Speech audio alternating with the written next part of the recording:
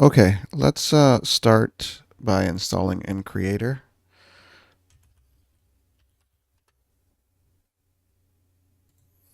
So this is MCreator. We're going to be doing the latest, which is 2025.2.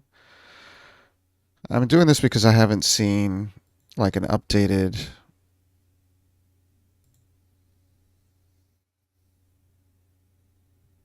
tutorial. So hopefully this helps everyone.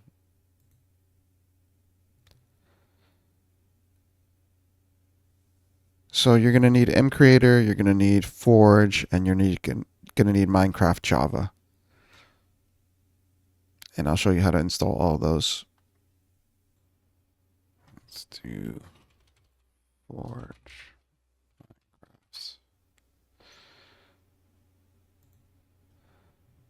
This one's a little kind of wonky to install.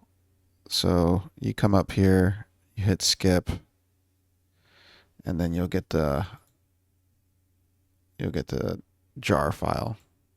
When you go to download Java, you can go to this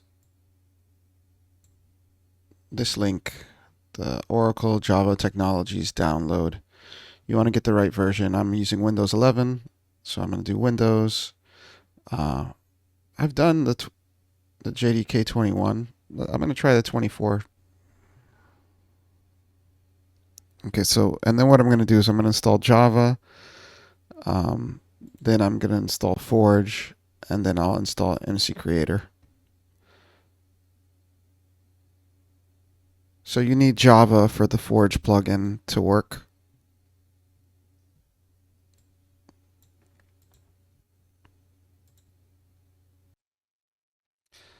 Okay, and what I didn't show here, but hopefully you've already done, is installed Minecraft.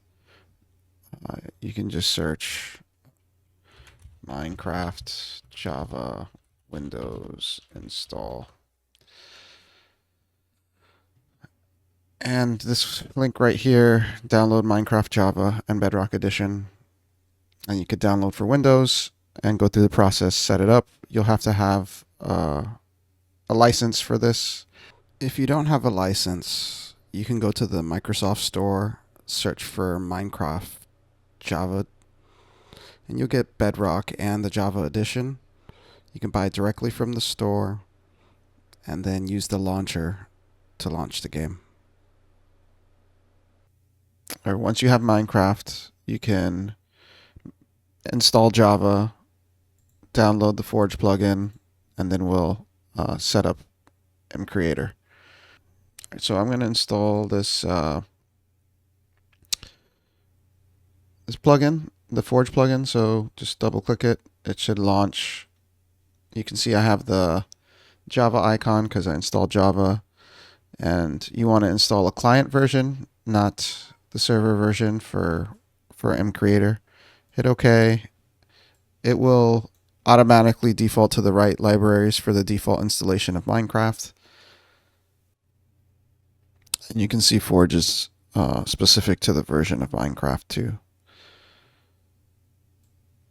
Okay, so it's complete. It finished.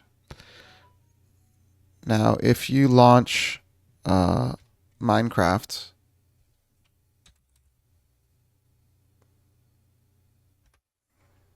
so I'm launching it with the Minecraft launcher,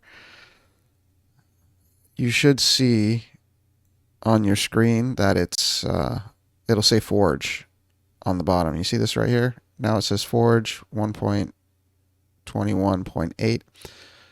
So this means that you've installed Forge successfully, and MCreator will use that for the mods. Okay, so let's install MCreator now. Now MCreator,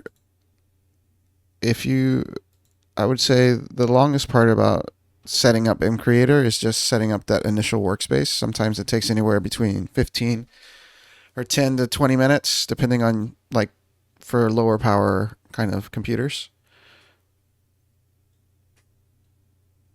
But once I think that first initial workspace is set up, then the subsequent workspaces are much faster. And so every project will have its own workspace that you do. You can have multiple mods inside of that workspace, but it's a good way to keep your projects separated. Okay, so there you go. So we're gonna hit new workspace. Okay, so we're gonna just call this first Minecraft mods. So I have the Neoforge mod selected and then everything else. Fabric is like highly optimized, so it might be cool to look into that if you're using like, I don't know, Raspberry Pi or some setup that's not as powerful. Fabric is optimized for performance. So okay, so here it's going through and setting up the workspace. Okay, so I've installed MCreator here, and let's kind of walk you through this space.